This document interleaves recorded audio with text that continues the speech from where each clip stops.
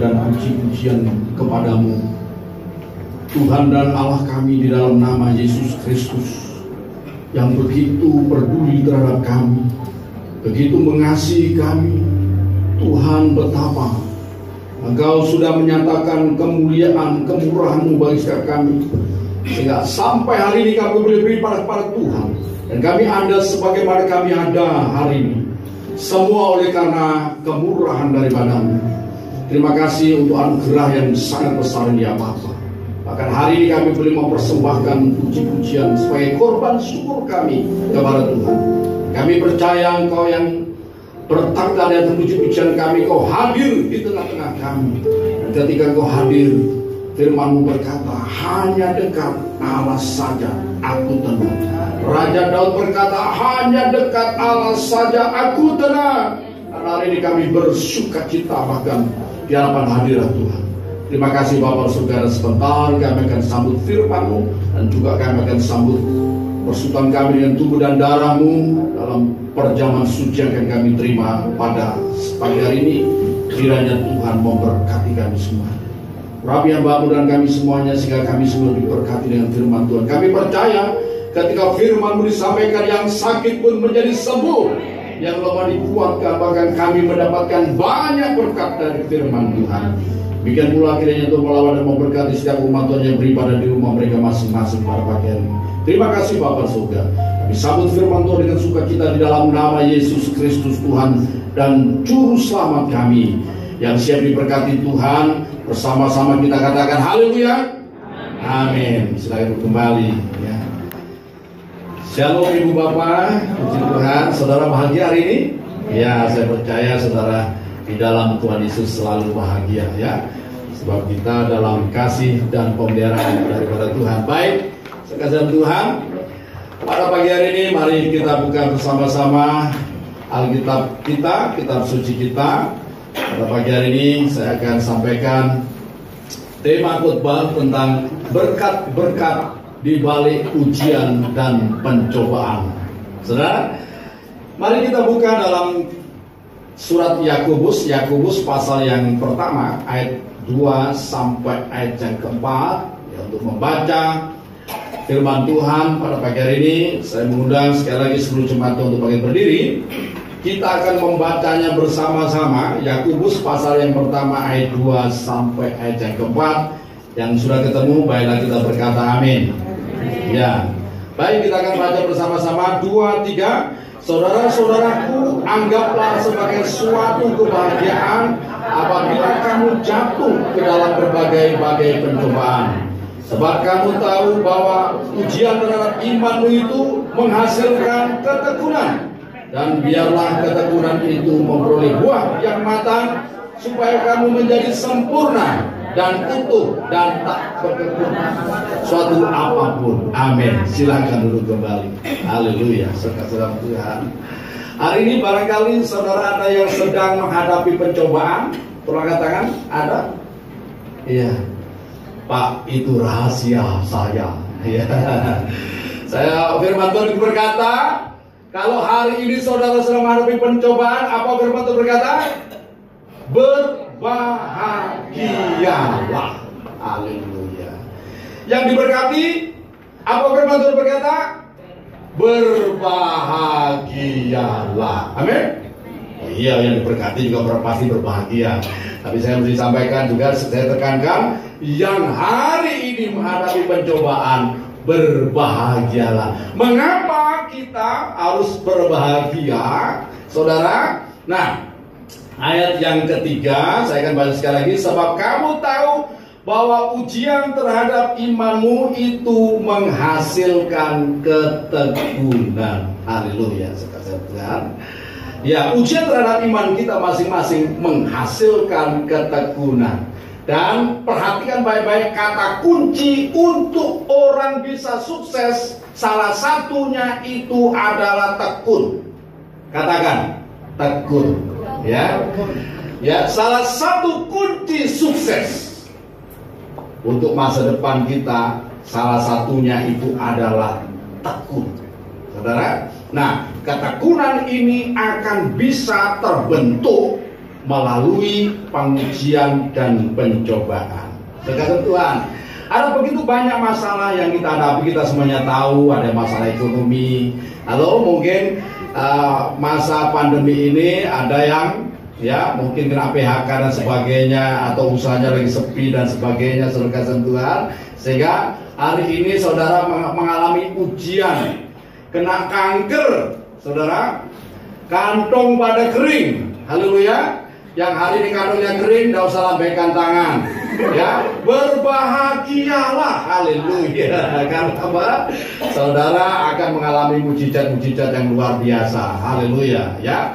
Mungkin ada di antara saudara yang, Pak, keluarga ini merupakan ujian pencobaan bagiku. Ya, maksudnya gini, suamiku, Pak, merupakan pencobaan bagiku. Yang ibu-ibu merasa, istri-istri yang merasa suaminya merupakan pencobaan, tidak usah angkat tangan, ya. Berkatalah, berbahagialah. Amin. Saudara, atau sebaliknya, suami-suami yang istrinya merupakan pencobaan baginya, ya, saudara boleh berbahagia. Sebab apa? Saudara sedang diizinkan Tuhan untuk dibentuk. Haleluya. Haleluya. Atau mungkin anak-anaknya merupakan pencobaan bagi orang tua, berbahagialah. Karena apa? Saudara sedang di tangan Tuhan yang Maha Kuasa, sedang dibentuk oleh Tuhan. Atau mungkin masalah yang terjadi dalam persekutuan kita di gereja.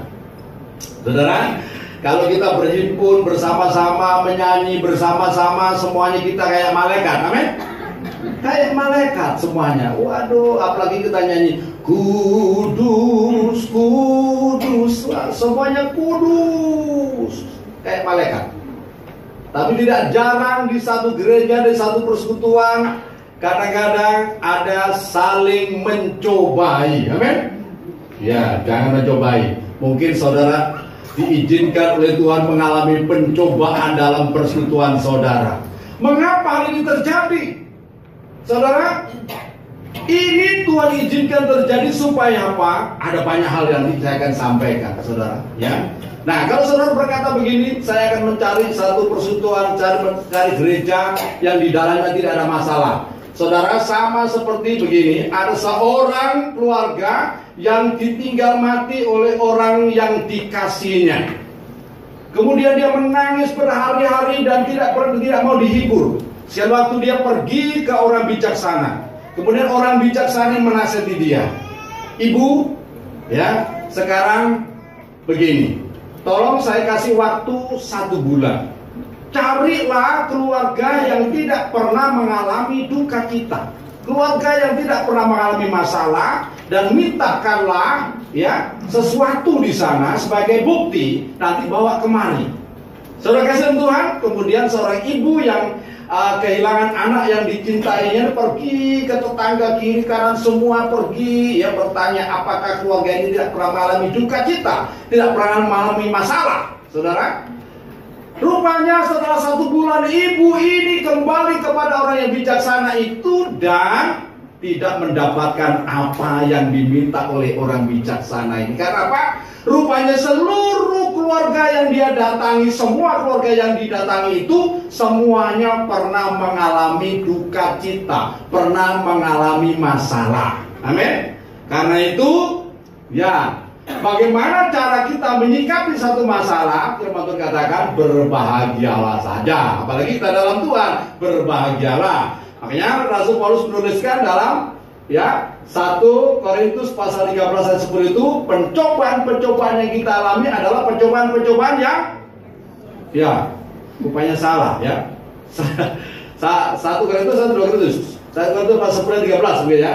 Ya, pencobaan-pencobaan yang kita alami adalah pencobaan-pencobaan biasa yang tidak melebihi kekuatanmu ya. 1 Korintus pasal 10 ayat 13 ya. Ya. Dan pada waktu kita dicobai, Allah kita itu setia, Dia akan memberikan jalan keluar untuk kita, sehingga kita dapat menanggung segala pencobaan kita. Haleluya. Saudara Tuhan, ya, ketika kita dicobai, jangan sampai saudara berpikir untuk melarikan diri dari pencobaan itu. Nah, ini masalah saudara, ketentuan ya. Nah, ini kuncinya, ya. Maksud saya, saudara Tuhan, sebab kalau orang lari dari pencobaan, dari ujian yang dihadapi, dia akan terus diperhadapkan kepada keadaan yang sama sampai dia berhasil. Perhatikan baik-baik, catat baik-baik.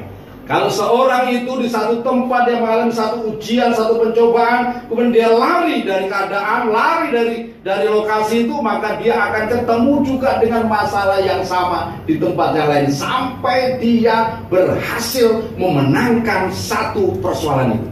Amin. Iya, amin saudara. Tidak ada yang amin. Saya aminkan sendiri saja. Ya, saudara, tidak jarang kita dikecewakan, saudara. Dikecewakan, bahkan kita dikhianati. Mengapa ada orang-orang yang Tuhan izinkan untuk mengecewakan kita, bahkan dalam persekutuan yang kudus? Ya, Tuhan izinkan ada orang-orang yang mengecewakan kita. Dalam Lukas pasal 7 ayat yang ke-23, Lukas pasal 7 ayat yang ke-23, dan berbagailah orang yang tidak menjadi kecewa dan menolak aku. Supaya kita berlatih, belajar untuk apa? Mengatasi perasaan hati kita yang mudah kecewa itu. Saudara, firman Tuhan katakan, berbagailah orang yang tidak kecewa, tidak menjadi kecewa dan menolak aku. Saudara kasih Tuhan. Nah, kemudian yang berikutnya, terkadang dalam satu tempat kita tidak nyaman karena apa? Kita mungkin dipandang rendah, atau mungkin direndahkan, ya, disepelekan. Jangan kita lari dari situasi itu. Sebab apa? Kita sedang dibentuk, kita sedang diajar untuk bagaimana menjadi seperti Yesus. Yaitu kita belajar rendah hati, bahkan merendahkan diri kita. Ada hukum firman Tuhan katakan, siapa yang meninggikan diri akan direndahkan. Amin. Tapi siapa yang merendahkan dirinya akan ditinggikan. Peninggian itu datangnya dari Tuhan, bukan karena sikap atau cara kita, tapi dari Tuhan peninggian itu. Amin. Ya, nanti saudara bisa baca dalam Mazmur pasal yang ke-75 itu. Saudara Tuhan, mungkin saja dalam satu tempat, satu gereja, saudara, Tuhan izinkan datang penindasan atas kita, ya. Atau di satu pekerjaan, di satu keluarga kita mengalami penindasan. Jangan marah, saudara. Kalau saudara ditindas marah, saudara, ya, ketahuan, memang benar dia ini masih pemarah. Saudara Tuhan. Atau ditindas hancur, kualitas saudara tidak baik, saudara. Atau ditindas kemudian saudara, ya, melawan, berkelahi, kualitas saudara tidak baik. Raja Daud mengajarkan kepada kita dalam Mazmur 119 ayat yang ke-71, demikian bunyinya, Mazmur 119 ayat 71, bahwa aku tertindas itu baik bagiku supaya aku belajar ketetapan-ketetapanmu. Saudara, saudara boleh katakan kepada diri kanan saudara bahwa tertindas itu baik bagiku, jangan baik bagimu, ya. Bahwa aku tertindas itu baik bagiku, ya, supaya aku belajar ketetapan-ketetapan Tuhan. Haleluya. Saudara, belajar firman Tuhan itu bukan belajar menghafal atau sedang tahu, punya pengetahuan firman Tuhan. Yang lebih penting daripada itu, setelah kita tahu firman Tuhan, kita masuk dalam praktek kehidupan nyata. Itu yang penting, ya. Nah, belajarnya itu praktek. Kalau saudara diajar untuk sabar, mungkin ada seorang yang sekali waktu datang kepada Tuhan berdoa, Tuhan berikanlah aku kesabaran.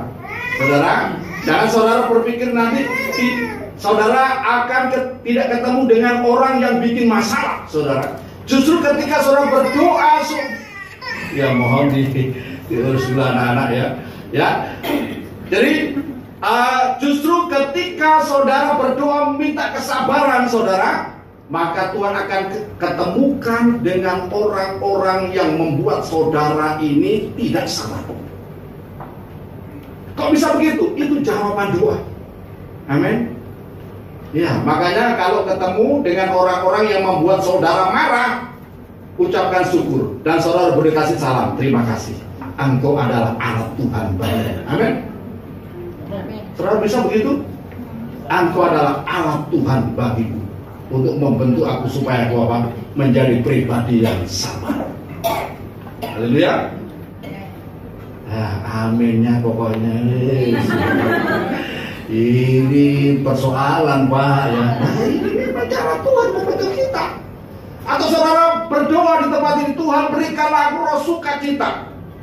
Kemudian tiba-tiba saudara pulang dari gereja diperhadapkan dengan situasi yang membuat saudara tidak bisa bersukacita. Saudara, apakah salah berdoa? Tidak.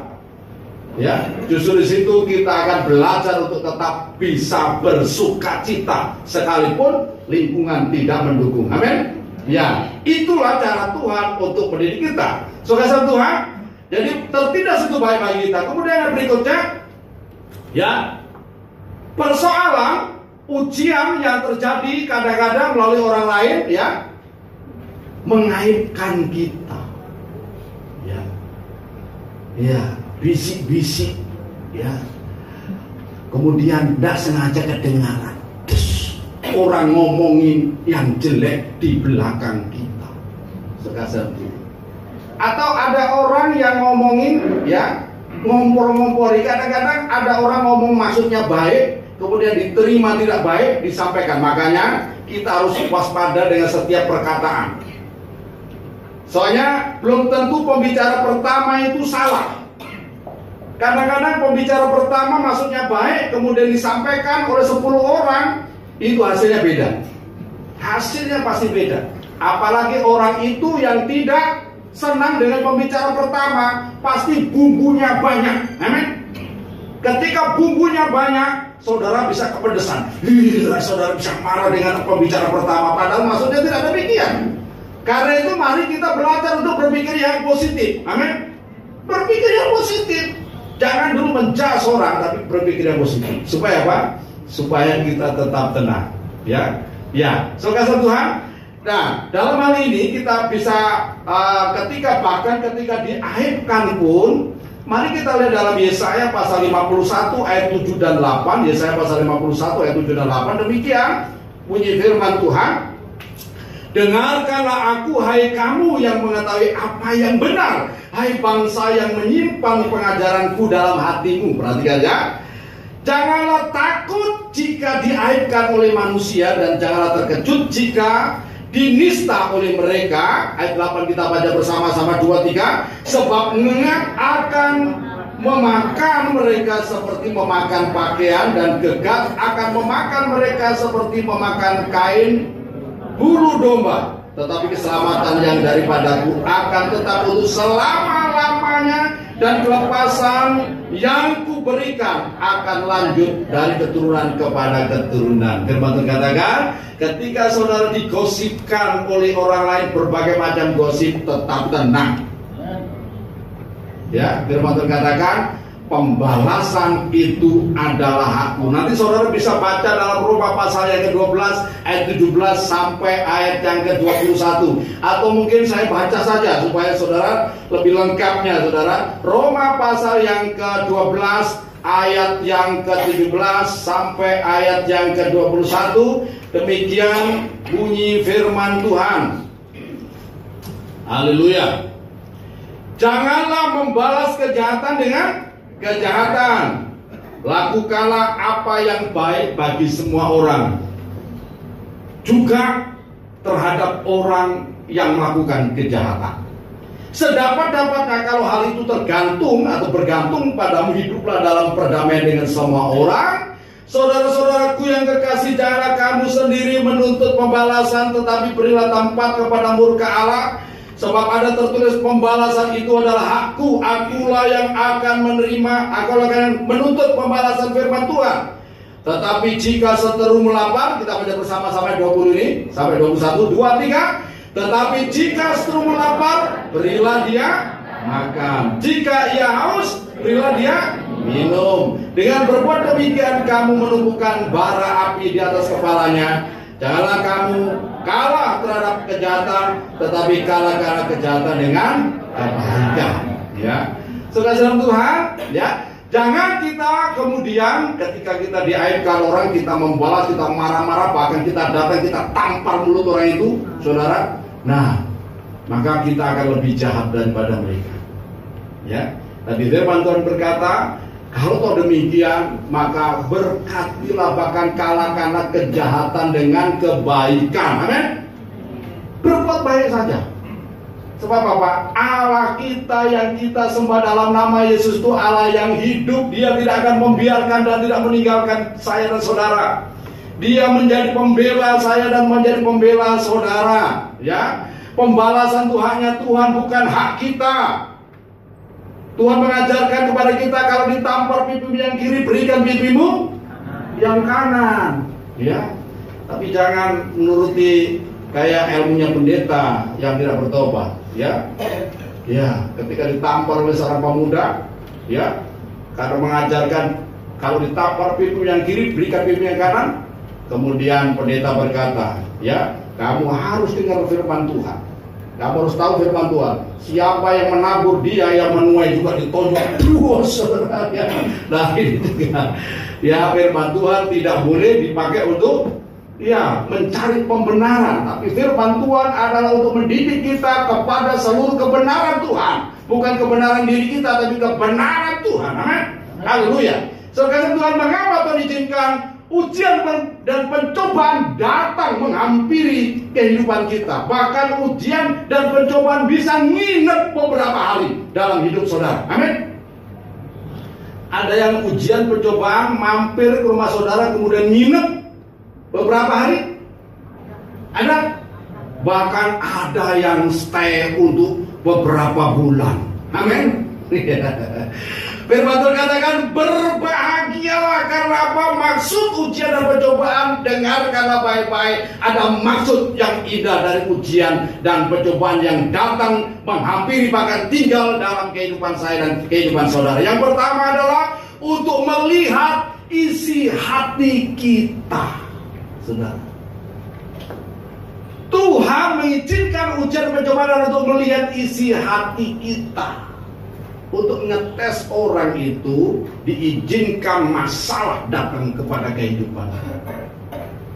Kita berkata, kita berbangga, saya ini orang baik, belum ketemu orang yang jahat. Ya, ketika ketemu orang jahat, apakah kita tetap baik? Nah, kualitas kebaikan kita ditentukan ketika kita diperlakukan tidak baik. Kalau kita tetap baik, berarti memang kita baik.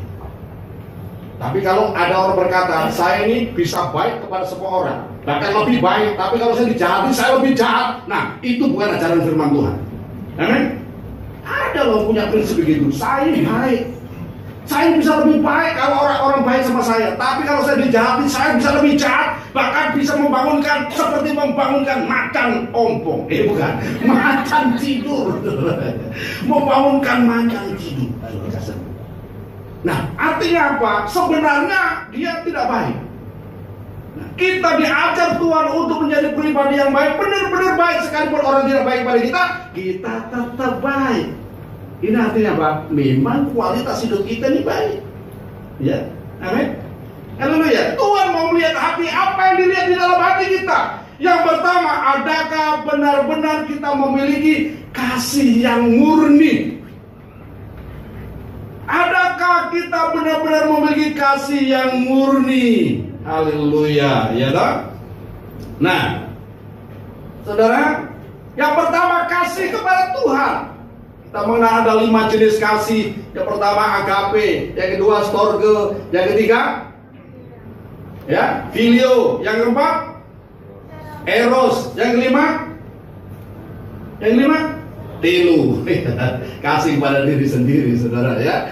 Nah, kasih Tuhan, yang pertama kasih kepada Tuhan. Ketika kita dimasukkan dalam ujian, ketika kita dikecewakan, ketika direndahkan, apakah kita tetap mengasihi Tuhan? Ketika kita tidak menerima sesuatu berkat, apakah kita tetap mengasihi Tuhan? Saudara, nah, coba kita perhatikan Ulangan pasal 10, ya. Ulangan pasal 10 ayat 12 sampai ayat yang ke-14, ya. Ulangan pasal 10 ayat 12 sampai 14. Haleluya. Demikian firman Tuhan.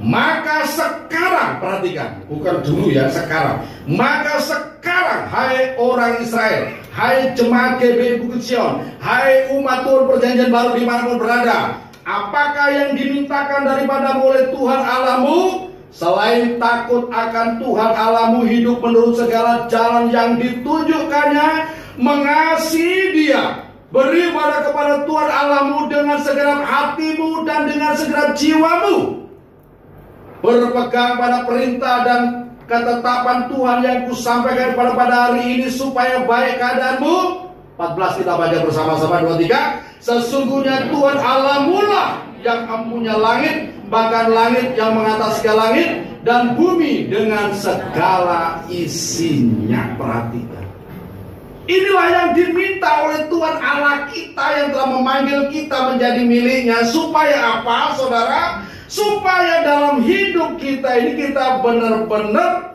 menunjukkan kasih yang benar kepada Tuhan, beribadah dengan tulus ikhlas kepada Tuhan.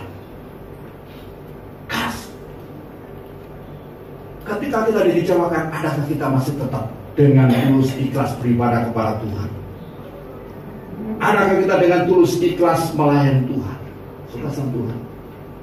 Nah, ini pernah diizinkan Tuhan, kejadian ini, ya, ujian ini maksudnya, beberapa ribu tahun yang lalu, mungkin 3.500 tahun yang lalu, kepada seorang yang kita semuanya tahu bernama Ayub, saudara. Iya, pada seorang yang bernama Ayub, kita bisa lihat dalam Ayub pasal 1 ayat 6 sampai ayat berikutnya. Saya akan bacakan, saudara, kitab Ayub.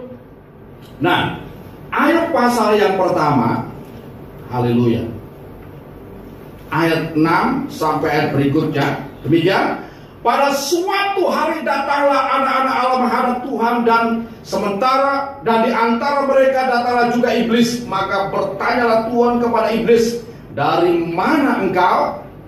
Lalu jawab iblis kepada Tuhan, dari perjalanan mengelilingi dan menjelajah bumi. Lalu bertanyalah Tuhan kepada iblis, apakah engkau memperhatikan hamba-Ku di bumi seperti dia yang demikian saleh dan jujur, yang takut akan Allah dan menjauhi kejahatan?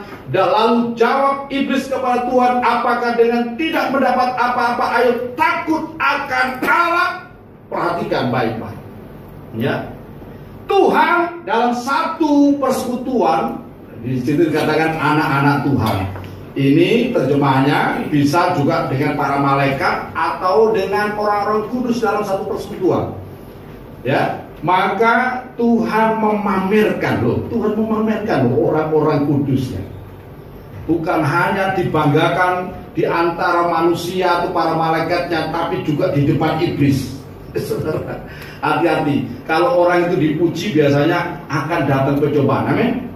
Makanya jangan suka dipuji, apalagi mencari pujian. Ya, apalagi gila puji-pujian. Saudara, kalau tidak dipuji, nah, saudara bisa gila, saudara kasih. Amin. Iya kan? Ya. Nah, Tuhan memamerkan Ayub. Apa?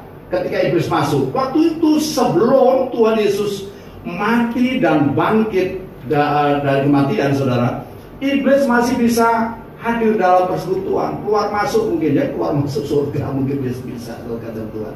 Masih ada akses di situ, kata Tuhan, ya, ya. Dan ditanya sama Tuhan, dari mana iblis? Nah, iblis berkata, dari beredar-edar keliling dunia. Ya. Orang yang suka beredar-edar ini, hati-hati, saudara. Ya, tidak semua demikian, ya. Saudara Tuhan, kemudian ditunjukkanlah, kamu sudah lihat hamba-Ku Ayub. Wah, iblis sudah tahu. Semua iblis sudah tahu siapa Ayub itu, saudara. Makanya saya dan saudara sebagai anak Tuhan dikenal juga baik di dunia yang kelihatan maupun yang tidak kelihatan, itu dikenal, saudara. Amin.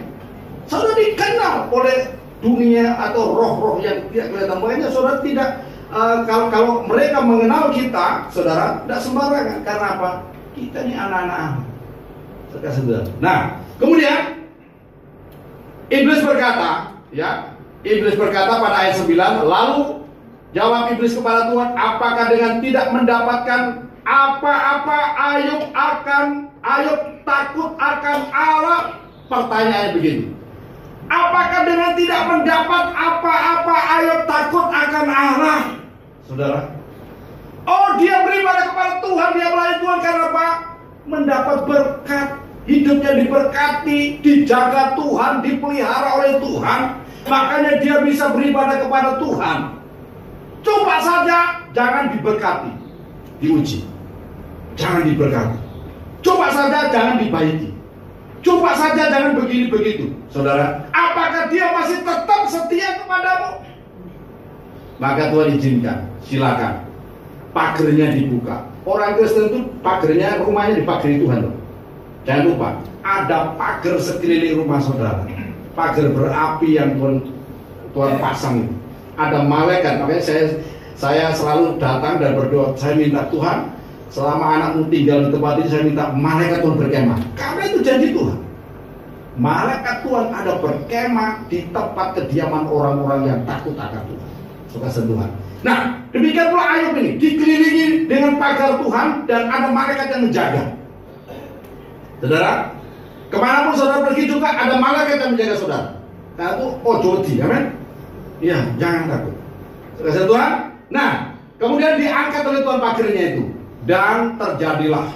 Kemudian dalam sekejap kehidupan Ayub hancur diserang oleh iblis. Dalam satu hari seluruh miliknya Ayub, ternaknya yang ribuan, banyak ternak itu habis semuanya.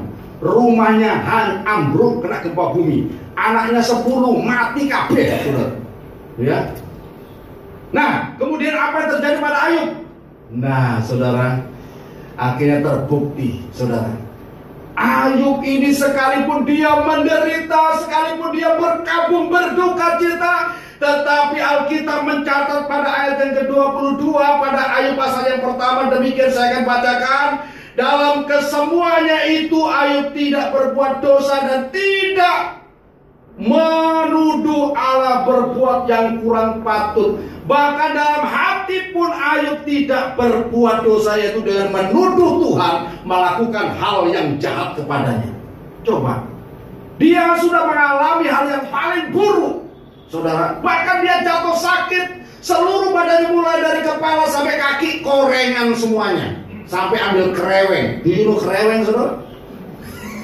Kereweng itu pecahan keramik, pecahan gerabah itu dipakai menggaruk apa saking gatelnya. Ya, Tuhan izinkan dan diobati pakai salep apapun dan sembuh. Kenapa? Tuhan izinkan semuanya. Pertanyaannya, mungkinkah Tuhan kalah dengan apa? Koreng? Tidak ada. Tuhan izinkan terjadi untuk menguji Ayub. Apakah Ayub sungguh-sungguh orang saleh atau bukan? Apakah Ayub sungguh-sungguh beribadah kepada Tuhan atau hanya sekedar mengucap syukur karena berkat Tuhan? Tidak. Rupanya Ayub tetap setia kepada Tuhan. Dalam kesemuanya itu Ayub tidak berbuat dosa. Ini hebatnya Ayub, saudara. Dan kita tahu akhirnya setelah melewati semua penderitaannya itu, nanti kalau saudara baca dalam Ayub pasal 42, ya toh, Tuhan memulihkan keadaan Ayub, bahkan anaknya dipulihkan, ya, istrinya dipulihkan, maksudnya istrinya dipulihkan, pernikahannya dipulihkan, kemudian kekayaan dipulihkan 2 kali lipat, sudah 2 kali lipat dipulihkan oleh Tuhan. Dan istrinya dikembalikan, bukan istrinya dicerai, bukan. Istrinya dikembalikan lagi, istrinya yang dulu menghina Ayub, ya, tapi dipulihkan lagi, dikembalikan, dan punya anak lagi 10. Saya pikir luar biasa, ya. Kok bisa ya? Ya, punya anak lagi 10. Anak yang perempuan tuh ada cantik-cantik, yang paling cantik di negeri itu, saudara. Namanya ada Kesia, Kernhapu, satunya apa? Siapa? Anaknya Ayub yang perempuan-perempuan itu. Ada di sini namanya Kesia, ada Karen Hapuk di sini namanya. Kalau dipanggil ini, Hapuk. Atau Karen, ya. Keren ya, saudara ya. Nah, saudara dalam Tuhan, nah itulah Ayub, saudara dalam Tuhan. Karena itu ini menjadi satu pembelajaran buat kita. Mari ketika kita menghadapi satu masalah, tetaplah percaya bahwa Tuhan itu baik. Amin. Iya. Kita tetap setia pada Tuhan. Kemudian berikutnya, apa yang dilihat dalam hati kita, yaitu iman kita, saudara. Apakah kita tetap percaya kepada Tuhan ketika ujian dan pencobaan itu datang menghampiri kehidupan saya dan kehidupan saudara? Saudara, kita bisa belajar dari bapak iman kita, Abraham. Saudara, saya percaya saudara semuanya yakin bahwa setiap doa yang kita naikkan dalam nama Yesus Kristus pasti didengar oleh Tuhan. Tetapi mengapa tidak semua doa langsung mendapatkan jawaban? Bahkan ada bertahun-tahun berdoa belum mendapatkan jawaban.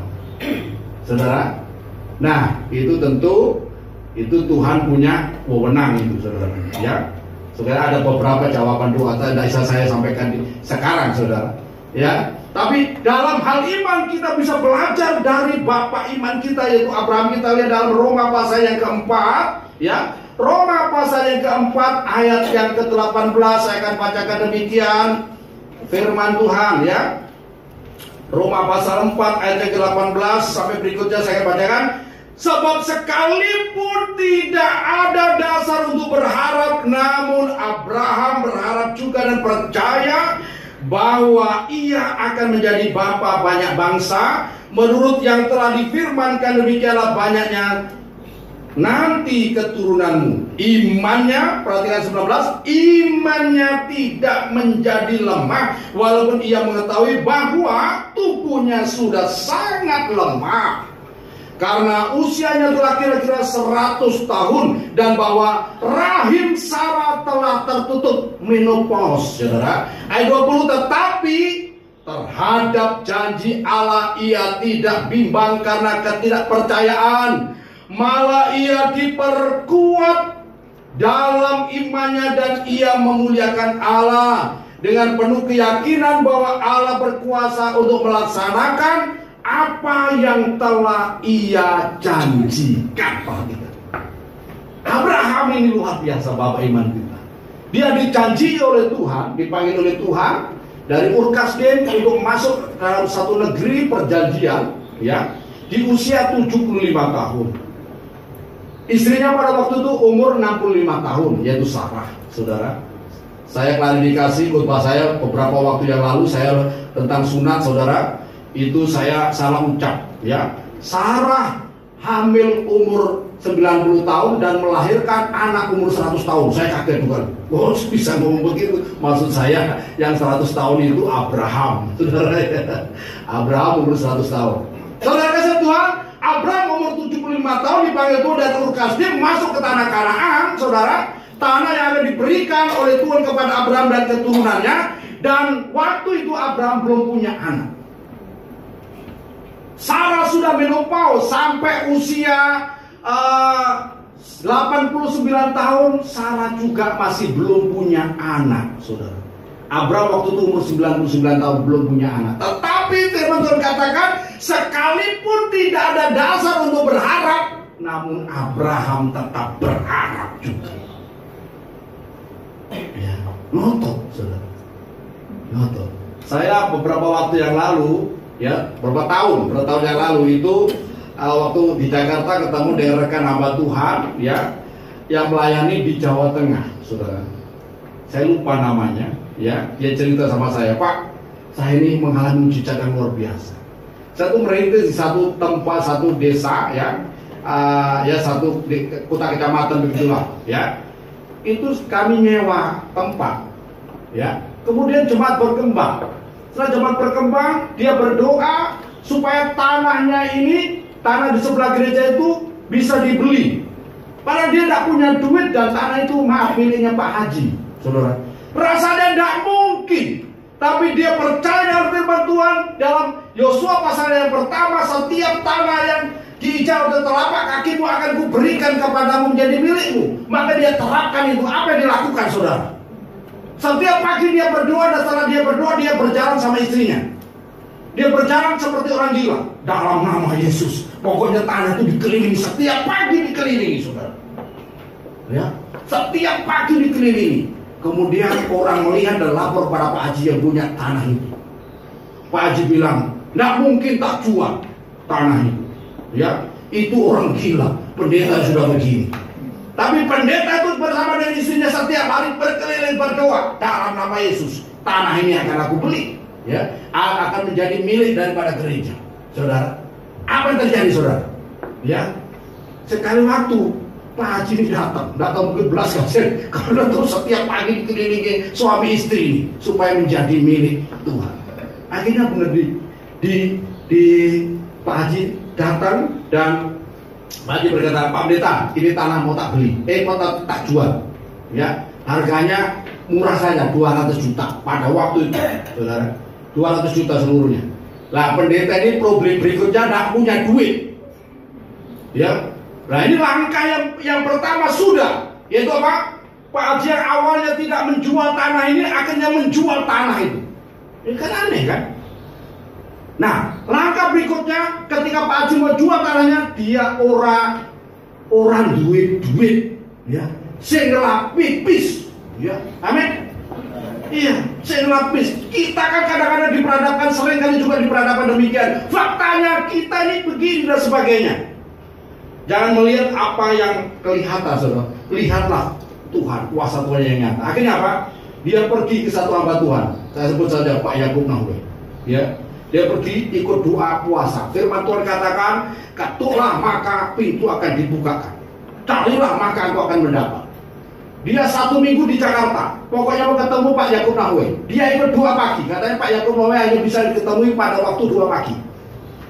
2 pagi jam 5 dia datang setengah 5. Saudara, datang setengah 5 pokoknya nunggu Pak Yakub. Ditunggu dah datang Pak Yakub.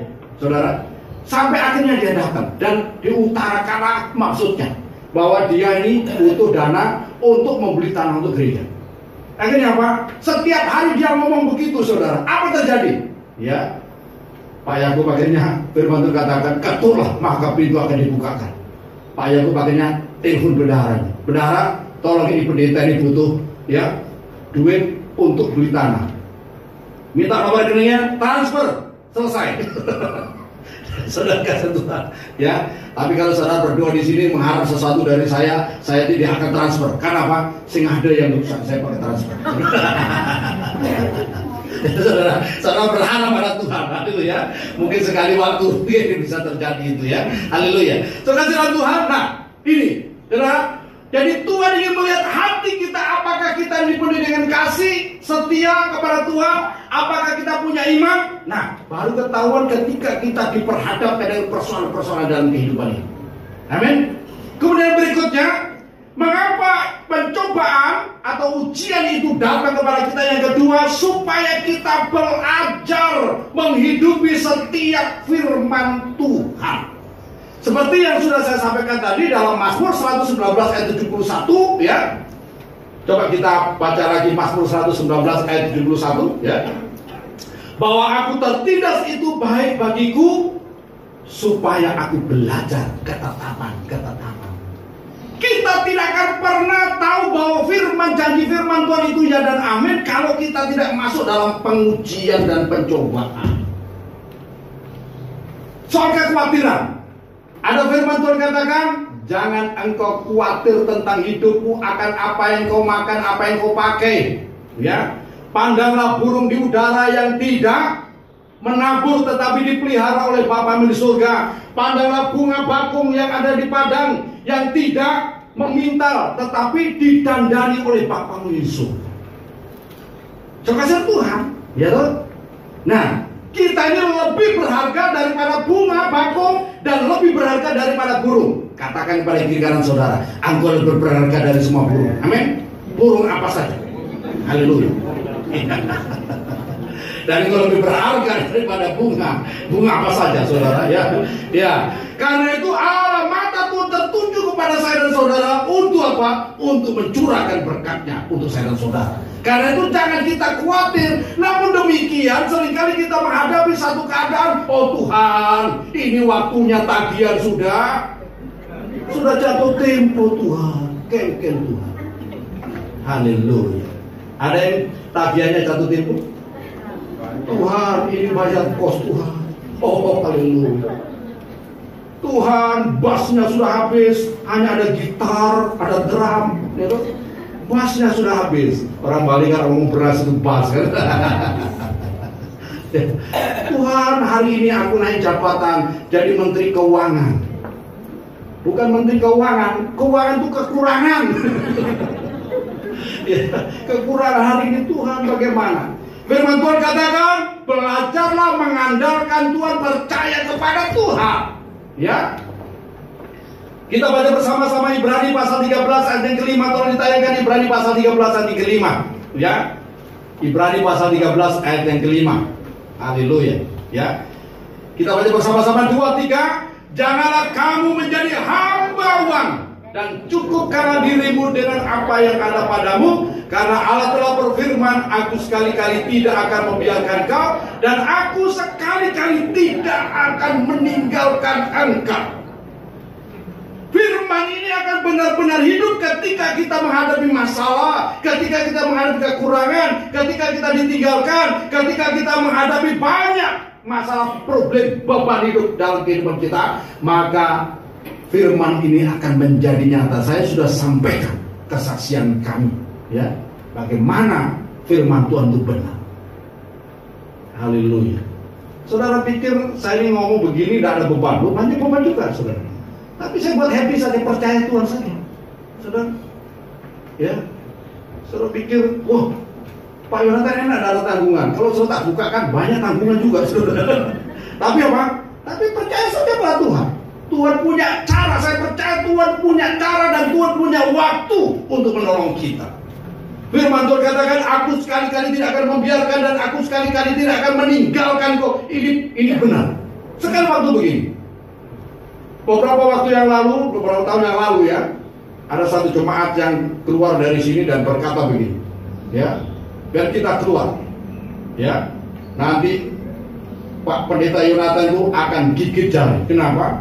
Karena perpulangnya dia cukup besar, ya, dia ngancam dia akan gigit jari, saudara. Nah, kita tidak pernah takut, saudara, karena kita dilatih Tuhan memang. Dari yang tidak ada apa-apa, dari minus, kita dilatih Tuhan. Kita bersuka cita saja. Sekali waktu apa yang terjadi, saudara?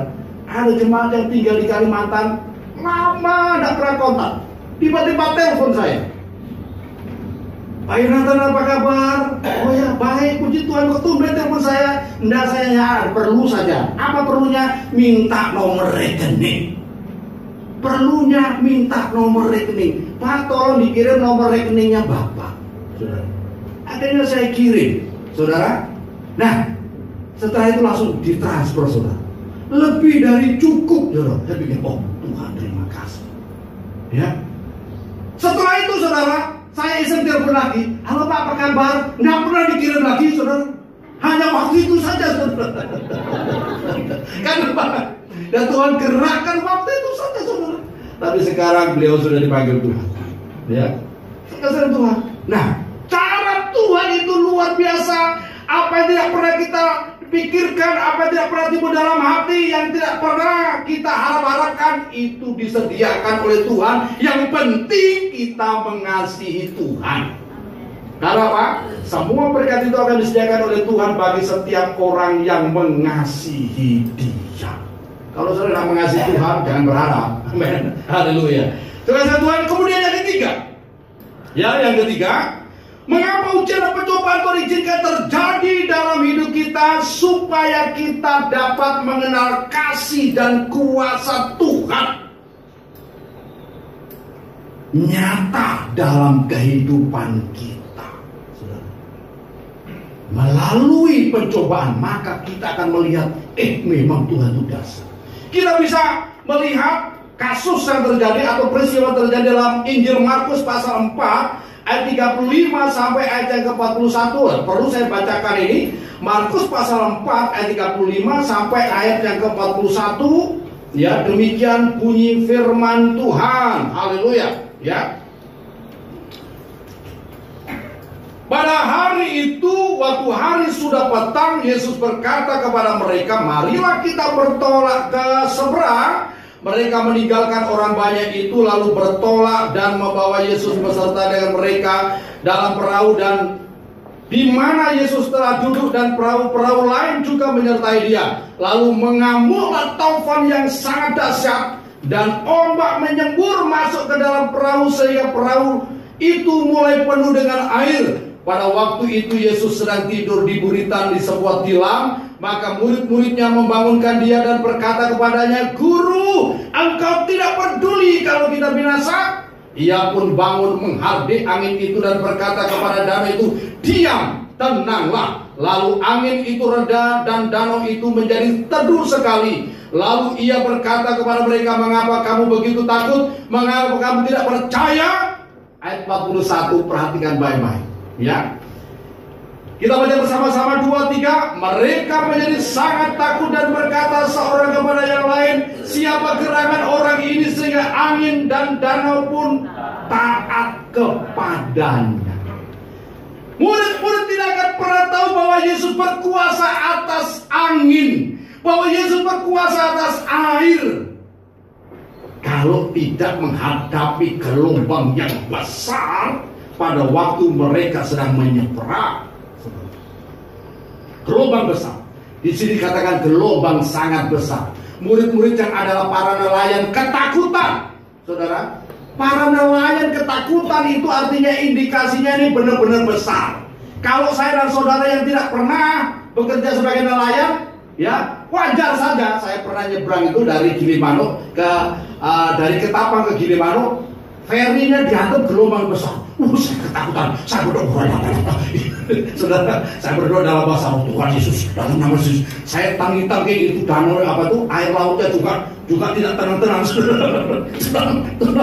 Orang-orang melihat saya ini orang aneh gitu. Karena memang besar sekali sampai airnya sampai masuk ke parkiran kendaraan gitu. Pior, waduh saya ketakutan, saudara. Tapi puji Tuhan selamat, ya. Sehingga saudara masih bisa ketemu saya hari ini, saudara. Ya, nah demikian pula ketika masalah datang menghantam gelombang rumah tangga saudara. Saudara, masalah datang juga menghantam usaha saudara. Ketika masalah juga datang menghantam kehidupan saudara. Saudara, kenapa Tuhan izinkan terjadi? Supaya kita bisa melihat kuasa Tuhan yang dahsyat mengatasi segala persoalan kita. Seluruh dunia sekarang ini ketakutan menghadapi corona juga, saudara. Tapi saya tetap percaya kuasa Tuhan melebihi kuasa penyakit apapun di dunia. Amin. Ya, faktanya memang benar banyak pendeta yang mati. Faktanya benar anak-anak Tuhan banyak yang mati juga. Tapi kita tetap percaya bahwa kuasa Tuhan mampu mengatasi semuanya. Haleluya. Haleluya, saudara. Nah, apakah rahasia untuk kita menang menghadapi pencobaan dan ujian yang datang menghampiri kita? Yang pertama, tunduklah kepada Tuhan. Yakobus 4 ayat yang ke-7. Yakobus 4 ayat 7, ya. Itu kunci-kunci untuk kita bisa menang mengatasi setiap pencobaan dan ujian yang datang menghampiri hidup kita. Yakobus 4 ayat yang ke-7, demikian, karena itu tunduklah kepada Allah dan lawanlah iblis, maka ia akan lari daripadamu. Tunduklah kepada Allah. Termasuk juga tunduk kepada otoritas yang Tuhan berikan. Orang yang tidak tunduk kepada otoritas, saudara, dia keluar dari perlindungan Tuhan yang Tuhan berikan. Bisa hancur lebur hidupnya. Kekasih Tuhan. Kekasih Tuhan. Nah, di gereja ada otoritas yang Tuhan berikan. Di keluarga ada otoritas yang Tuhan berikan. Di komunitas sel ada otoritas yang Tuhan berikan.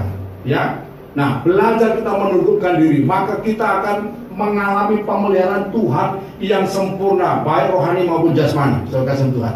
Kemudian yang berikutnya, saudara, yang kedua, jangan pernah berpikir apalagi mundur, saudara. Ya, dalam Ibrani pasal 10 ayat yang ke-38. Ibrani pasal 10 ayat 38, saya akan bacakan demikian firman Tuhan. Tetapi orangku yang benar akan hidup oleh iman, dan apabila ia mengundurkan diri, maka aku tidak berkenan kepadanya. Ketika saudara menghadapi ujian dan pencobaan terjadi dimanapun berada, jangan pernah mundur. Harus belajar tekun tekun kuncinya. Saudara akan menjadi pemenang. Karena saya dan saudara sudah ditentukan untuk menjadi pemenang. Kalau itu jangan pernah mundur. Sekalipun keadaan gawat, maju terus, maju terus, maju terus, dan saudara pasti menjadi pemenang. Amin. Iya. Haleluya. Ya, yang terakhir, saudara. Yang terakhir, ya. Roma pasal 12, ya. Roma pasal 12 ayat yang pertama. Ya. Mata kita harus tertuju kepada Tuhan. Roma pasal 12 ayat pertama saya berikutnya, saya bacakan. Karena itu saudara-saudara, demi kemurahan Allah aku menasihatkan kamu supaya kamu mempersembahkan. Itu bukan Roma, saudara, saya salah. Ibrani, maksud saya. Ibrani pasal 12, ya. Ibrani pasal 12 ayat yang pertama. Saya salah, saudara, ya. Demikian bunyi firman Tuhan. Karena kita mempunyai banyak saksi bagaikan awan yang mengelilingi kita, marilah kita menanggalkan semua beban dan dosa yang begitu merintangi kita, dan berlomba dengan tekun dalam perlombaan yang diwajibkan bagi kita. Marilah kita melakukannya dengan mata yang tertuju kepada Yesus yang memimpin kita dalam iman dan yang membawa iman kita kepada kesempurnaan, yang dengan mengabaikan kehinaan, tekun memikul salib ganti sukacita yang disediakan bagi kita yang sekarang duduk di sebelah kanan takhta Allah. Perhati, kita akan mampu dan menang atas setiap pencobaan ujian terjadi dalam hidup kita kalau mata kita tertuju kepada Yesus. Yesus tidak pernah mengecewakan kita. Yesus itu sahabat yang baik. Ya, mungkin tetangga bisa mengecewakan saudara, orang lain mengecewakan saudara, tapi jangan saudara biarkan dirimu jatuh tersandung karena orang lain. Ya, jangan pernah saudara membiarkan dirimu jatuh karena perkataan orang lain, jatuh karena kelakuan orang lain, jatuh karena sikap orang lain. Tapi mari kita tujukan mata kita kepada Yesus. Kita semuanya sedang masuk dalam areal perlombaan iman. Semua kita sedang masuk dalam areal perlombaan iman. Ya, peduli amat dengan perkataan-perkataan. Kadang-kadang kalau orang penonton tuh kalau jagoannya menang sorak-sorai, tapi jagoannya kalah dicemooh. Biasa itu kan. Ya. Kadang-kadang ada orang yang jatuh mundur gara-gara perkataan orang. Rugi saudara. Katakan rugi sampean. Ya. Rugi sampean. Ya. Nah, kalau sampean tidak tekun rugi. Amin. Haleluya. Ya. Rugi sampean, ya. Haleluya. Ya, ingat itu nanti. Yang paling saudara ingat nanti rugi sampean. Amin. Haleluya. Ya. Mari kita tertuju kepada Yesus, karena yang memberi upah itu Yesus, yang menyediakan surga itu Yesus. Tertujulah kepada Yesus. Haleluya. Ayat yang terakhir, benar-benar terakhir. Haleluya. Ya, Yakobus 1 ayat yang ke-12. Kita kembali pada Yakobus tadi. Yakobus 1 ayat 12 kita baca bersama-sama sampai pagi berdiri. Haleluya. Ya. Yakobus 1 ayat 12. Ya, ini upah bagi orang yang bertekun menang mengatasi percobaannya, ya. Yakobus 1 ayat 12 2, 3. Berbahagialah orang yang bertahan dalam pencobaan, sebab apabila ia sudah tahan uji, ia akan menerima mahkota kehidupan yang dijanjikan Allah kepada barang siapa yang mengasihi dia. Mahkota kehidupan, jangan berpikir oh nanti di surga ada mahkota, bukan hanya itu. Mahkota kehidupan adalah segala berkat dan kemuliaan yang Tuhan akan berikan dan saudara akan terima dalam hidup ini. Ya, sukacita, kebahagiaan yang kita terima dalam hidup ini, itulah mahkota kehidupan. Anak-anak yang berhasil diberkati Tuhan, itulah mahkota kehidupan. Masa depan yang penuh dengan harapan, itulah mahkota kehidupan. Ya, tepuk tangan untuk Tuhan itu.